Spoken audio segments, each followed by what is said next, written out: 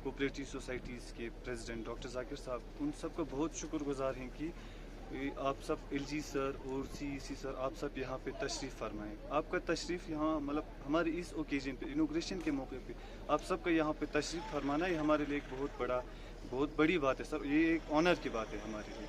और सर हम ये बताना चाहते हैं कि कोऑपरेटिव सोसाइटीज़ का हम बहुत शुक्रगुजार हैं कि उन लोगों के सपोर्ट की वजह से, उन लोगों की इतनी सारी सहूलियत प्रोवाइड करने की वजह से हम पब्लिक तक इतना ये फ्रेश मिल्क पहुंचा पा रहे हैं, पब्लिक को हम इतना फ्रेश दही पहुंचा पा रहे हैं। सर 2021 से पहले जितना भी हम काम करते थे, ये हमारा जो डायरी है वो पहले से चलता रहा। ऐसा नहीं है कि अभी आज इनोग्रेशन हो रहा है तो आज पहला दिन है हमारे यहाँ पे डायरी चल रहा है। ये डायरी हमारा पहले से चलता था, लेकिन पहले हमारे पास इतना सहूलियात नहीं था, इतने फैसिलिटीज़ नहीं थे। जब से हम कोऑपरेटिव के अंडर रजिस्टर हुए हैं 2021-22 से लेके, तब से लेके कोऑपरेटिव सोसाइटी करगिल ने हमें बहुत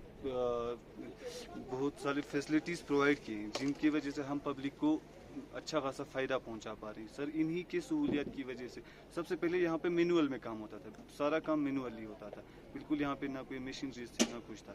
तो अभी कोऑपरेटिव सोसाइटीज़ की मदद से हमें इतने सारे फैसिलिटीज़ मिले, मशीनरीज मिले। जो मिल्क पैस्चराइजेशन प्लांट है, ये यहाँ पे आज हमारा ये इसका इनोग्रेशन बोर्ड भी लगा, मिल्क पैस्चराइजेशन प्लांट, ये सब हमें कोऑपरेटिव सोसाइटीज़ के दी हुई देन है सर। तो हम उन सब का बहुत शुक्रगुजार हैं और इसी तरह हम अब पब्लिक को भी सहूलियात पहुंचाते रहेंगे, फ्रेश मिल्क पहुंचाते रहेंगे। आपके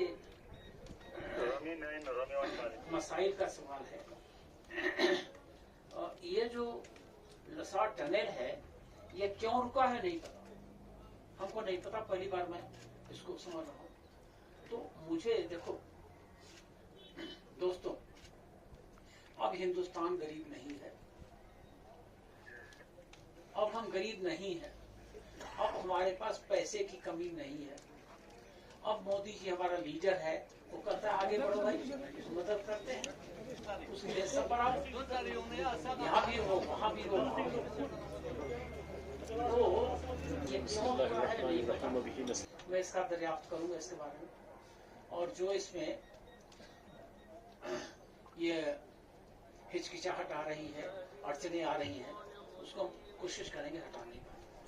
दूसरा, ये जो रीमॉडलिंग ऑफ खोमथांग कैनाल है, पता नहीं इसके बारे में हमको नहीं पता, हमको एक्सपर्ट से पता करना पड़ेगा। हम देखते हैं कि हम क्या कर सकते हैं। दो चीजें होती हैं जो हुकूमत तो नहीं कहेंगे, जमहूरियत है, तो जो दो चीजें होती हैं कि ये जो करने वाला है, जिसको ये कोई अख्तियार मिला है, वो क्या कर सकता है, क्या नहीं कर सकता है, क्या वो कर सकता है, क्या दूसरे से करा सकता है। तो वो मैं पता करूंगा, क्योंकि कई ऐसी चीजें हैं कि चाहते हुए भी अख्तियार नहीं चलता है कि हम कर दें, लेकिन अगर इरादा नेक है तो काफी चीजें उससे, काफी मसाइल उससे सॉल्व हो जाते हैं, सुलझ जाते हैं। अब मिडिल स्कूल, अब इसमें अगर पोस्ट क्रिएशन नहीं है, क्योंकि पोस्ट क्रिएशन मेरे जो हमारा जो अख्तियार का दायरा है ना, उसके आगे आता है, तो हमको किसी के पास जाके कहना पड़ता है, फिर वो कहता है कि मेरे पास 28 स्टेट हैं और 8 यूनियन टेरिटरी हैं, मिश्रा जी तो एक है, हम क्या करें। तो उसको भी एक वो उसमें सवालिया निशान बन जाता है उसके सामने कि हम क्या करें। तो जब कहीं सवालिया निशान बनता है तो वो भी उसके हाथ जो है वो थम जाते हैं। तो लेकिन फिर हम देखेंगे मेडिकल, मैं आप लोग सबको बताना चाहता हूं, मैं डॉक्टर साहब से बता रहा था, मुझे हमारा यहाँ का बच्चा, यहाँ की बच्ची, वो डॉक्टरी पढ़ा हुआ मिलना चाहिए।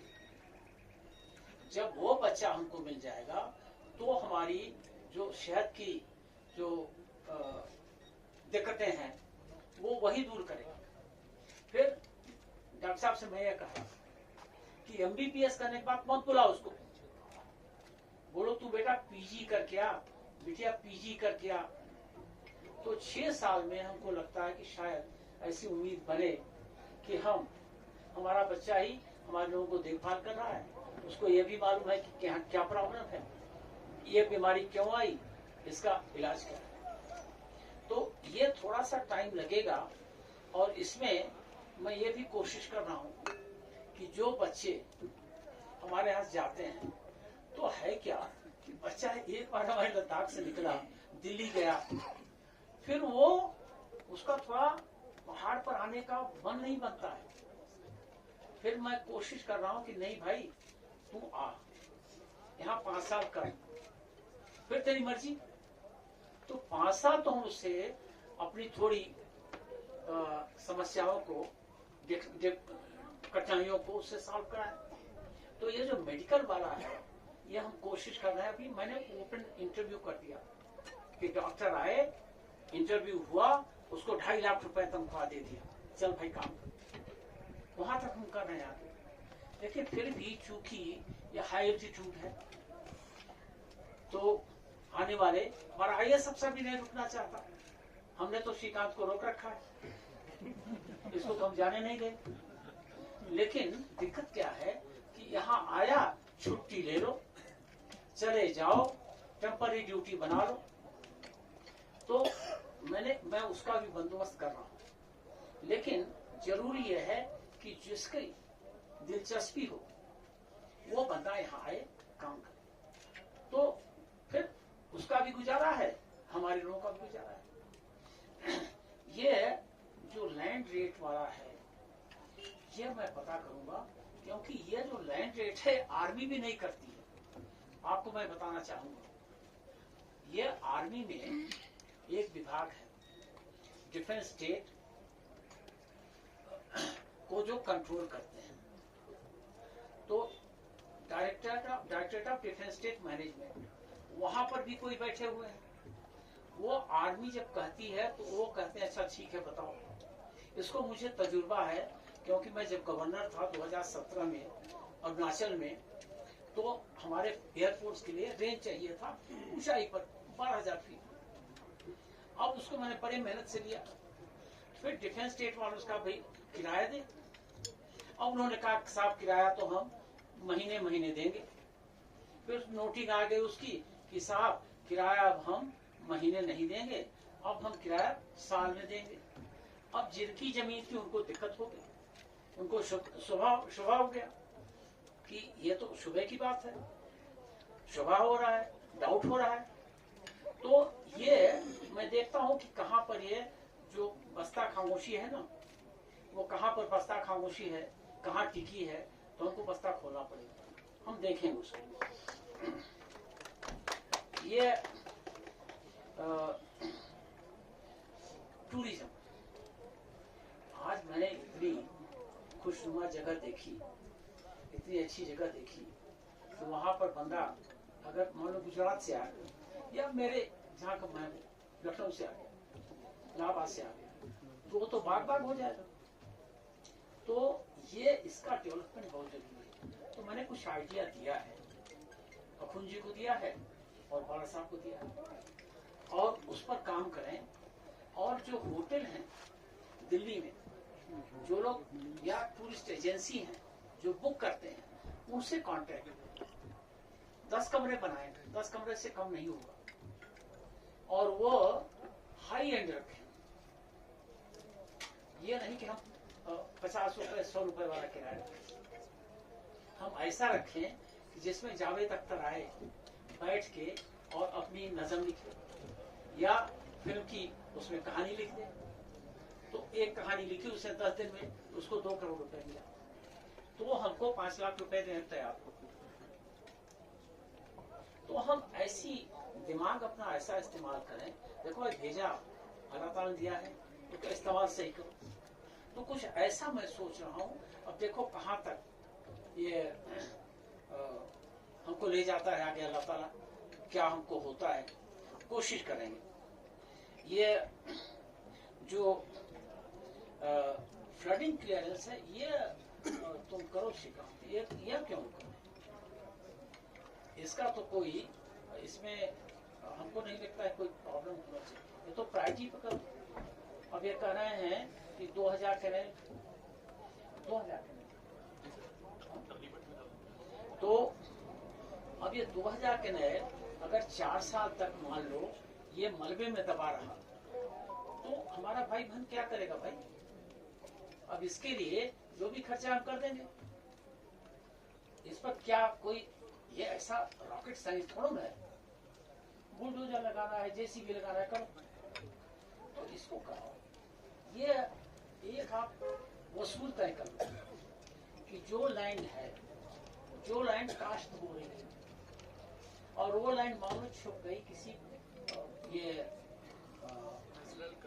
हाँ किसी भी वजह से, उसको रिट्रीव करना ट्रैक जितना जल्दी करो अच्छा, क्योंकि वो आदमी सफर कर रहा है, वो कहाँ जाएगा? तो ये शिकान कब तक होगा?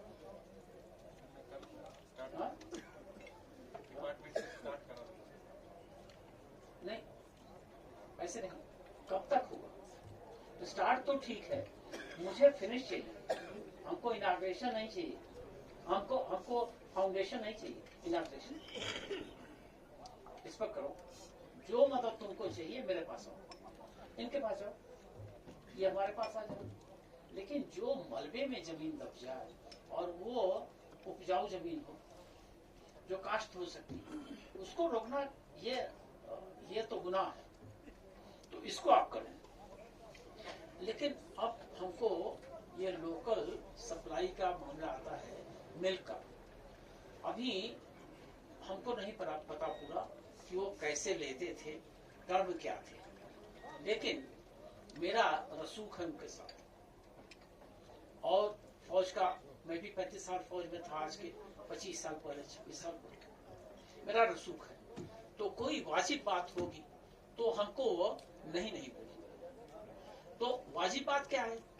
वाजिब बात की इसका जो डिफिनीशन है ना, उसका वाजिब बात का डिफिनीशन यह है कि किसी को नुकसान ना हो और किसी को फायदा हो, ये वाजिब बात है।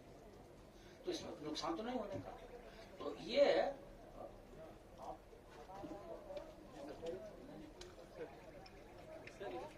कहाँ है कर्नल? हाँ, ये आप कोर कमांडर से भी बात, हम चलते हैं। तो ये कौन सी डिबेट है? तो मलिक साहब, तो हम देखेंगे, कोशिश करेंगे कि जितना जल्दी हो सके सप्लाई का। लेकिन एक उसमें बात है, वो मैं आप लोगों को ये उसके बारे में थोड़ा सा एक आगाह करना चाहता हूँ, बताना चाहता हूँ।